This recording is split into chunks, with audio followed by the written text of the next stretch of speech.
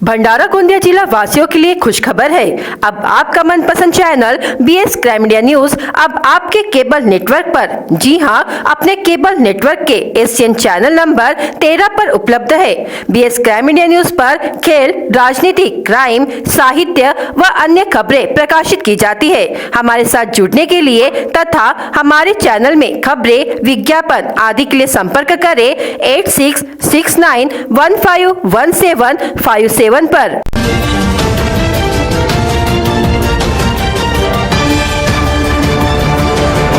Tirodi circle में सागवान के पेड़ों की अवैध तरीके से हो रही कटाई, सहायक वन परिक्षेत्र अधिकारी हुए बेखबर। आखिर इसके पीछे है किसका हाथ? क्या ऐसे बच पाएंगे जंगल? सागौन के जंगलों से इन दिनों बड़ी मात्रा में सागौन के पेड़ों के काटने का सिलसिला चल रहा है। जंगल में दिन रात कटाई चल रही है। हैरानी की बात तो ये है कि वन विभाग द्वारा तैनात अधिकारी व कर्मचारियों को इसकी जानकारी होने के बाद भी वन माफियों पर किसी भी प्रकार की कार्रवाई नहीं की जा रही है, जिससे जंगलों से सागौन के पेड़ समाप्त होते जा रहे हैं। वन परिक्षेत्र कटंगी के तिरोड़ी सर्किल में वन परिक्षेत्र अधिकारी के कार्यालय से महज कुछ दूरी पर बीते कुछ समय से लगातार बेशकीमती इमारती लकड़ी सागवान की कटाई हो रही है। बुधवार को भी इमारती लकड़ी सागवान की कटाई का मामला सामने आया। हालांकि जब पेड़ कटाई की सूचना मिली तब विभाग के कर्मचारियों ने जगह पर जाकर देखा। गौरतलब है, वन माफिया ने बीते समय में कीमती सागवान के दर्जनों पेड़ों पर कुल्हाड़ी चलाकर सागवान को नुकसान पहुँचाया है। सागवान के पेड़ कटाई के बाद छूट में तब्दील हो रहे हैं। बीते दिनों बागदेव मंदिर के पास भी सागवान के पेड़ की कटाई की घटना सामने आई थी। वही इस घटना के बाद भी लगातार पेड़ों की कटाई हो रही है, जिससे तिरोड़ी सहायक वन परिक्षेत्र अधिकारी की कार्यशैली पर कई तरह के सवाल खड़े हो रहे हैं। भंडारा में अब तक तापमान मापने की मशीन नहीं थी। अब मशीन ही नहीं बल्कि पूरा तापमान मापक केंद्र अर्थात भारतीय मौसम विभाग की एक शाखा स्थापित होने जा रही है, लेकिन इसके लिए लगभग 6 माह का इंतजार करना होगा। इस केंद्र के लिए जगह भी तय कर ली गई है। यह जगह सिविल लाइन की होने की जानकारी जिला आपदा प्रबंधन अधिकारी अभिषेक नामदास ने दी है। उल्लेखनीय है कि भंडारा में तापमान नापने की कोई यंत्रणा नहीं है। इस कारण भंडारा का तापमान कितना है यह नागपुर के हवामान विभाग से या फिर नागपुर के हवाई अड्डे से पता करना पड़ता है।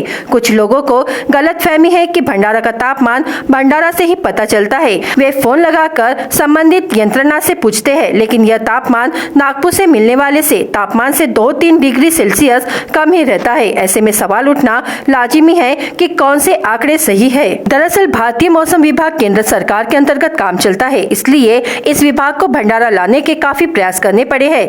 अब इस विभाग की एक शाखा भंडारा में स्थापित करने के लिए हरी झंडी मिल गई है। इतना ही नहीं तो एक टीम आकर सिविल लाइन की जगह का मुआयना कर वापस लौट गई है। जिलाधिकारी कार्यालय की ओर से यह जगह भारतीय हवामान विभाग को उपलब्ध कराई गई है। अहिल्याबाई होळकर जयंती, संभाजी महाराज जयंती, रायगढ़ किला शिवराजभिषेक दिवस समारोह, वट पूर्णिमा, गुरु हरगोविंद सिंह जयंती मनाई जाएगी।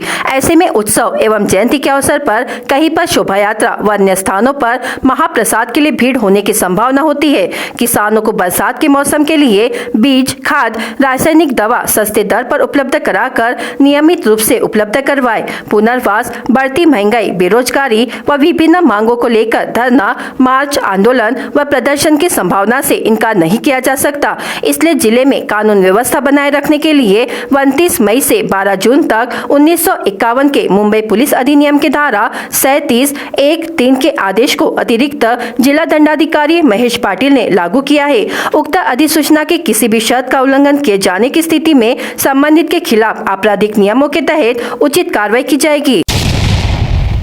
भंडारा के कादा वैनगंगा नदी के बड़े पुल के पास नर्सरी में बुधवार को एक अज्ञात व्यक्ति का शव मिलने से परिसर में सनसनी मच गई, जिसकी जानकारी नागरिकों ने पुलिस विभाग को दी, जिसके बाद पुलिस ने जिला अस्पताल में शव को ले जाया गया। अज्ञात व्यक्ति का विवरण: उम्र लगभग 60 से 65 वर्ष, ऊंचाई 5 फीट 2 इंच, रंग पूरा शरीर काला व पतला, शरीर पर काला और सफेद शर्ट है। भंडारा पुलिस विभाग ने नागरिकों से आह्वान किया है कि उपयुक्त व्यक्ति की जानकारी होने पर दिए गए नंबर पर कॉल करें।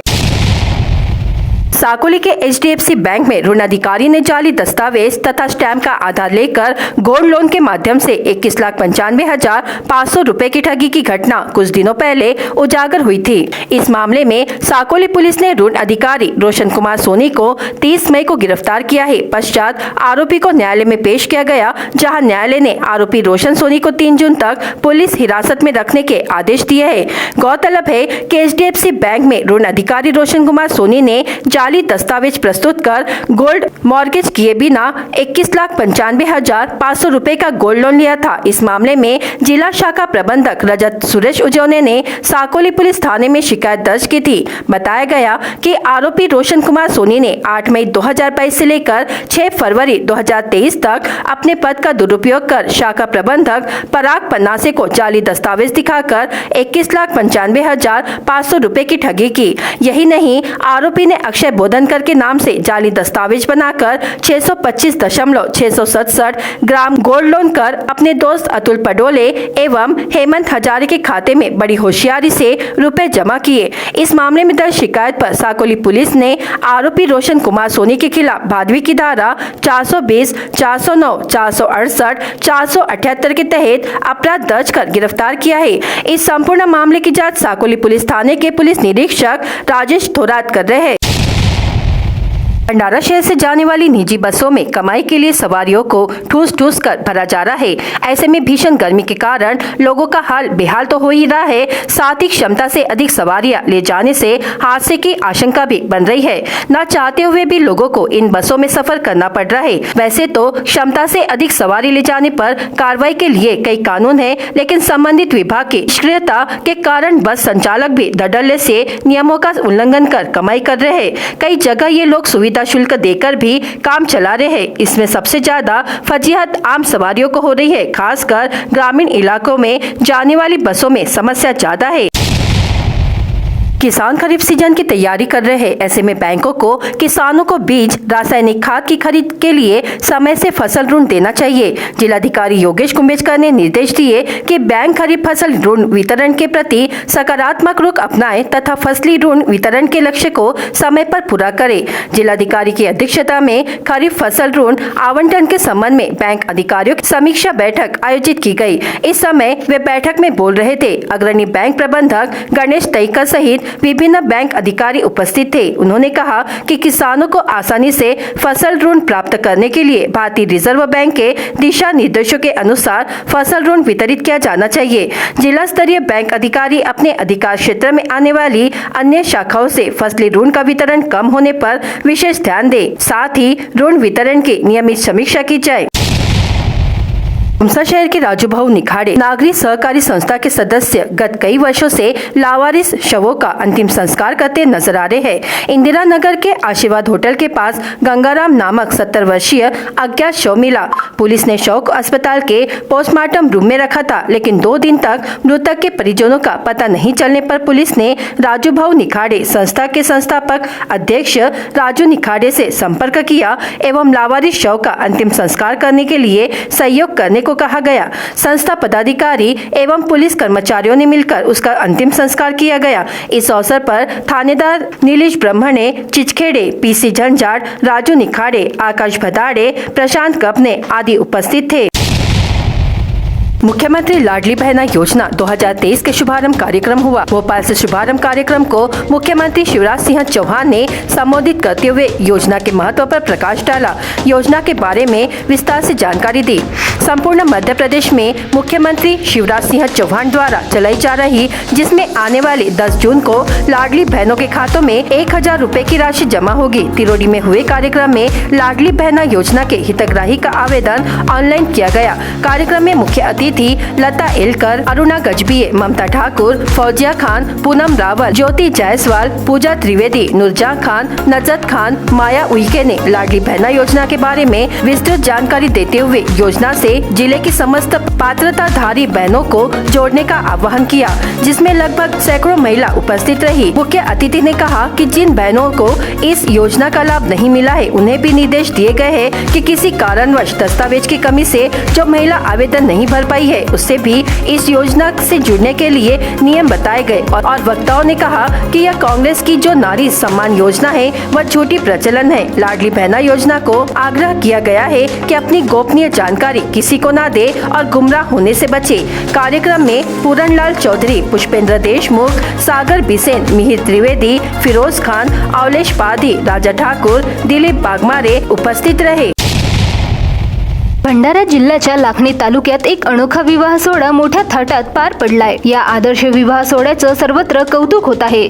अलीकडे विवाह मंडपात पाहुण्यांचं लक्ष वेधून घेण्यासाठी अनोखी अक्कल लढविल्या जाते, ज्यासाठी बक्कळ पैसा उडविला जातो। मात्र या विवाह सोहळ्यात असा प्रकार नसला तरी चर्चा मात्र जोमात आहे। नवरीने विवाह समारंभात चक्क भारतीय संविधानाचा ग्रंथ हातात घेऊन वाजत गाजत खास एंट्री केली आणि उपस्थित पाहुण मंडळींचं मन जिंकलं। लाखनी तालुक्याच्या पोहरा गावातील तरुणी प्रांजल धनराज बडोले हिचा विवाह अमरावती जिल्ह्यातील पंकज धनराज पाटील यांच्याशी जुळला। दोघेही पत्रकार आहेत। विचाराने प्रगल्भ असलेल्या या नवविवाहित दाम्पत्यानं भारतीय संविधानाला साक्ष मानून आदर्श विवाह पार पाडण्याचा विचार केला आणि तो अंमलातही आणला। तथागत गौतम बुद्ध आणि भारतरत्न डॉक्टर बाबासाहेब आंबेडकर यांच्या प्रतिमेला वंदन करून विवाह सोहळ्याला सुरुवात केली। त्यानंतर भारतीय संविधानाला साक्ष मानून स्वातंत्र्य, समता आणि बंधुता ही संविधानिक तत्वप्रणालीचा अंगीकार करत जीवन जगण्याचा संकल्प देखील केलाय। या विवाह सोहळ्याचं एक पुन्हा खास आकर्षण म्हणजे डॉक्टर बाबासाहेबांनी व्ही.एस. कर्डकांना आदर्श बौद्ध विवाह समारंभ कसा असावा या संदर्भात 4 डिसेंबर 1956 मध्ये पत्र लिहिले होते। त्याच पत्राला उद्देशून या आदर्श विवाह सोहळ्याचे आयोजन केले होते।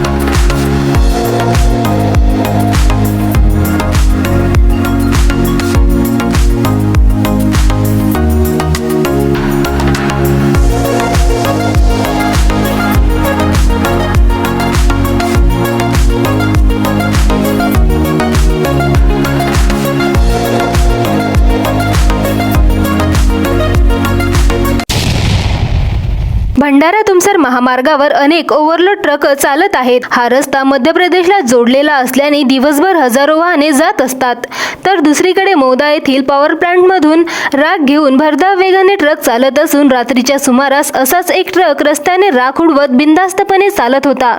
या राखेमुळे रस्त्यावर दिसेनासे झाले होते, तर दुचाकीस्वार यांना चालणेही कठीण झाले होते। राख भरून जात असताना त्यावर पाणी घालून वाहतूक करायला पाहिजे, पण असे काही दिसून येत नाही। हा प्रकार नित्यनेमाचा असून सुद्धा यावर आरटीओ पोलीस विभाग काहीच कारवाई करताना दिसत नाही। त्यामुळे एखाद्या दिवशी मोठा अपघात होण्याची शक्यता नकारता येत नाही।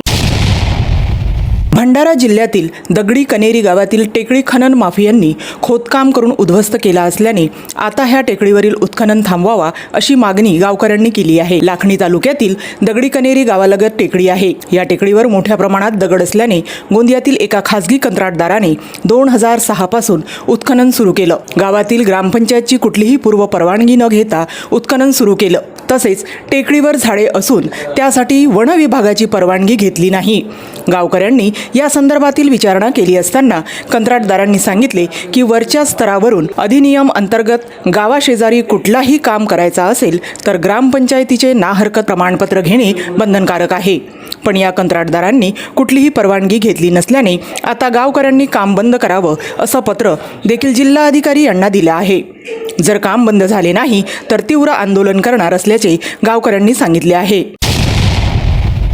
मी कनेरी दगडी येथे ग्रामपंचायत सरपंच आहे आणि आमच्या गावामध्ये हे जे पहाडीचं खोदकाम चालू आहे ते अवैधरित्या केलेलं आहे आणि ते म्हणजे 2006 पासून सुरू आहे आणि 2006 पासून आहे। तिथे काही मजूर काम करत आहे, ते 20 रुपयापासून करायचे काम आणि आता तेव्हापासून ते काम सुरू असताना इतकं खोदकाम केलेलं आहे की त्याच्यामध्ये पावसाळ्यामध्ये पाणीच जमा होऊन जीवितहानी सुद्धा होऊ शकते आणि मजुरांना जे मजुरांचं प्रोटेक्शन पाहिजे, मजुरांना जी रोजी पाहिजे ती सुद्धा तिथे मिळत नाही, कारण त्यांचं मस्टर वगैरे केल्या जात नाही किंवा त्यांचं जी मजुरी आहे ते बँकेमध्ये किंवा याच्या खात्यांमध्ये जमा केलेली जात नाही. तर त्याच्याबद्दल आम्ही आदरणीय आमचे कलेक्टर्स आहेत, आमचे खनिज विभागाचे अधिकारी यांना आम्ही पत्रव्यवहार केलेला आहे. परंतु आमच्यासोबत असं म्हणजे आम्हाला कोणीच प्रतिकार देत नाही की बा काम तुम्ही बंद करा. 19/5 आम्ही एक पत्र दिलेलं आहे, ते पोलीस इन्स्पेक्टर लाखणीला दिलेलं आहे, SP साहेबांना दिलेलं आहे, कलेक्टर साहेबांना दिलेलं आहे, खनिज विभागाला दिलेलं आहे, परंतु अजूनपर्यंत कोणती कारवाई केली नाही आणि ते काम बंद करण्यात आलेलं आहे. काल आमच्या इथे म्हणजे 30/5/2023 आम्ही ग्रामसभा घेण्यात आली. तर त्या ग्रामसभेमध्ये आम्ही असा विषय मांडला की आपल्याला हे खनिकरणाचं काम बंद करायचं आहे, कारण याच्यापासून आपल्या गावाला धोका आहे. आणि आमचं जे पहाडीचं सौंदर्यीकरण होतं त्याच्यामध्ये एक म्हणजे किल्ला होता, त्या किल्ल्याचं सुद्धा त्यांनी किल्ल्याला सुद्धा पाडलेलं आहे आणि ते अवैधरित्या खनिकरण केलेलं आहे. तिथेच अजून फॉरेस्टचे असे झाडं होते, फॉरेस्टची सुद्धा परमिशन घेतलेली नाही किंवा आमच्या ग्रामपंचायतमधून त्यांनी कोणतीही NOC घेतलेली नाही किंवा आमच्या ज्या ठरावाचं जे आम्ही रजिस्टरला म्हणजे चेक केलेलं आहे आमच्या रेकॉर्डला, त्याच्यामध्ये कोणताही असा ठराव घेतलेला नाही आहे की बा यांना परवानगी देण्यात यावी की काही तर हे अवैधरित्या सगळं केलेलं आहे. त्यांचं असं म्हणणं आहे की आम्हाला ग्रामपंचायतशी काही संबंध नाही, आम्ही ग्रामपंचायतची NOC घेत नाही किंवा कोणतंही आम्हाला ठरावाची गरज नाही आणि आम्ही जोपर्यंत दगड लागेल आतमध्ये तोपर्यंत आम्ही याचं खनिकरण करू. आणि इथे म्हणजे त्यांनी एक अजून मुद्दा उचलला की इथे वस्ती नव्हती, ही नवीन घरं बांधलेली आहे.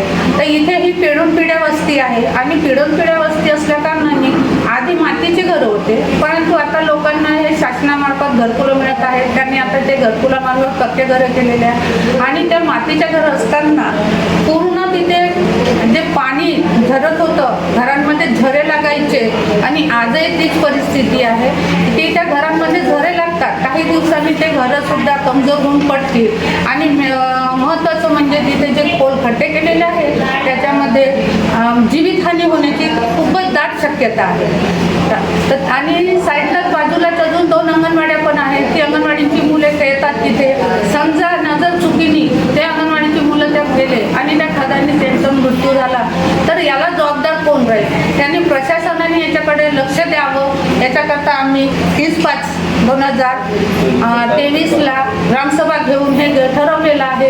तर आमच्या ग्रामसभेमध्ये असं ठरवलेलं आहे की जर आम्हाला प्रशासन न्याय देत नसेल तर आम्ही कोर्टात जाऊन न्याय मागू आणि कोर्टात आम्हाला न्याय मिळेल अशी अपेक्षा करतो. आणि इथे झाल्यावर नसेल मिळेल तर आम्ही ग्रामपंचायतमार्फत सगळेजण कलेक्टर ऑफिस जवळ उपोषणाला बसू आणि आमच्या ग्रामपंचायतला आणि गावकऱ्यांना न्याय मिळवून देऊ.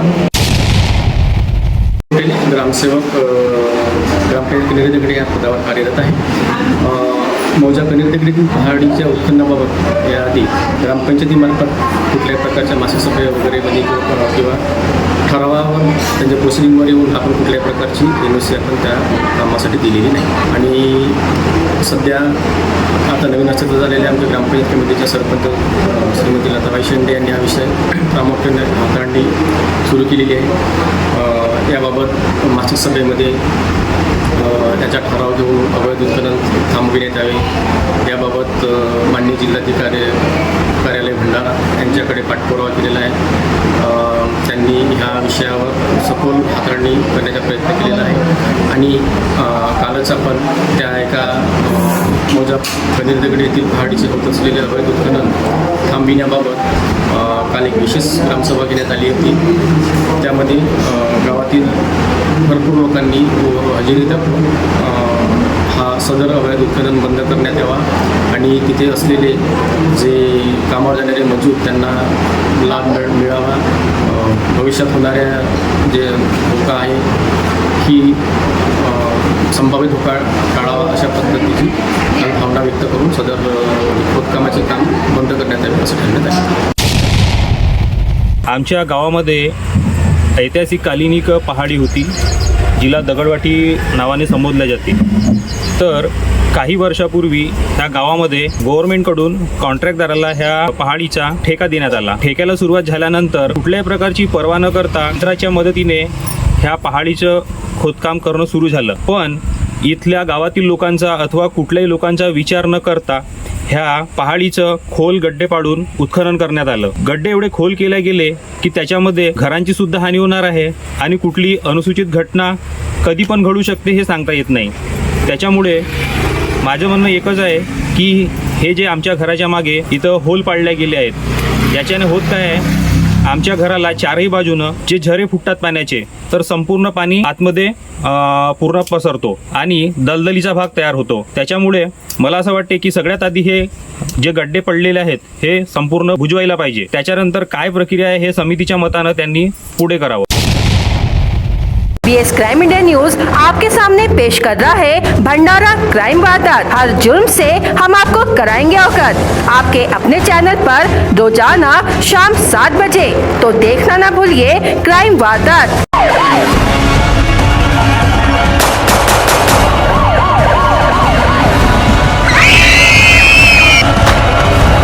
आप देख रहे हैं क्राइम इंडिया न्यूज, खबर के अंदर का सच. हम आप पर हुए जुल्म का करेंगे खुलासा. पौनी तहसील के भुयार प्राथमिक स्वास्थ्य केंद्र के परिसर में अज्ञात वाहन की टक्कर में दोपहिया सवार की मृत्यु हो गई. मृतक का नाम मंथन नानाजी रामटेके है. शिकायतकर्ता मिथुन उर्कुटदास दहीवाले की शिकायत पर अज्ञात वाहन के खिलाफ धारा 279, 304, उपधारा 184, 177, 134 मुवाका के अनुसार मर्ग दाखिल किया गया है. लाखांदू तहसील के तहत आने वाले मड़ेघाट परिसर में एक दोपहिया चालक ने दूसरी दोपहिया को पीछे से टक्कर मार दी, जिसमें शरद मेहंदले और खुद आरोपी अक्षय प्रकाश भांदरकर जख्मी हो गए. शरद विठोबाजी मेहंदले उम्र 35 वर्ष की शिकायत पर लाखांदू पुलिस थाने में धारा 279, 337 के तहत मामला दर्ज किया गया है. मोहाड़ी तहसील के बेटाला ग्राम में घर के सामने रखी दोपहिया अज्ञात आरोपी ने चुरा ली. बेटाला ग्राम निवासी जितेंद्र सुकाजी मंडुलकर उम्र 40 वर्ष ने अपनी दोपहिया घर के सामने आंगन में रखी. मौका देखकर आरोपियों ने दोपहिया चुरा ली. शिकायतकर्ता जितेंद्र संकाजी मंडुलकर की शिकायत पर मोहाड़ी पुलिस थाने में धारा 379 के तहत मामला दर्ज किया गया है. बिना लाइसेंस के तलवार रखने वाले युवक पर मोहाड़ी पुलिस ने मामला दर्ज किया है. घटना मोहाड़ी पुलिस थाने के तहत रोहा ग्राम की है. आरोपी का नाम कमलेश तुकाराम बांडेबुचे उम्र 37 वर्ष है. आरोपी के खिलाफ धारा 425 के तहत मामला दर्ज किया गया है. कार चालक ने बाइक को टक्कर मार दी, जिसमें बाइक चालक घायल हो गया. घटना तकिया वार्ड भंडारा में हुई. न्यू फ्रेंड्स कॉलोनी खात रोड निवासी अंकित राहुल वैद्य उम्र 23 वर्ष दोपहिया वाहन से अपनी मां के साथ भोजापुर जा रहा था. सामने से आ रही कार ने उसकी बाइक को टक्कर मार दी. भंडारा पुलिस ने चालक के खिलाफ मामला दर्ज कर लिया है. अज्ञात वाहन की टक्कर से घायल व्यक्ति की नागपुर में इलाज के दौरान मौत हो गई. आलेसुर निवासी गरीब बिलीराम कोराम उम्र 47 वर्ष दोपहिया से रामटेक तहसील के घोटी से स्वयं के गांव आलेसुर आ रहा था. इसी दौरान लवादा रोगा रोड पर हादसा हो गया. भंडारा पुलिस ने मामला दर्ज किया है. वाहन को सड़क पर रखकर यातायात बाधित करने वाले चालक के खिलाफ कादा पुलिस ने मामला दर्ज किया है. डब्बा निवासी सुनील दिलीप गोस्वामी उम्र 32 वर्ष ने कादा चौक पर वाहन खड़ा किया और यातायात में बाधा उत्पन्न की. भंडारा गोंदिया जिला वासियों के लिए खुशखबर है. अब आपका मनपसंद channel BS crime India news अब आपके केबल नेटवर्क पर, जी हां, अपने केबल नेटवर्क के एशियन चैनल नंबर 13 पर उपलब्ध है. BS क्राइम इंडिया न्यूज पर खेल, राजनीति, क्राइम, साहित्य व अन्य खबरें प्रकाशित की जाती है. हमारे साथ जुड़ने के लिए तथा हमारे चैनल में खबरें, विज्ञापन आदि के लिए संपर्क करें 8669151757 पर.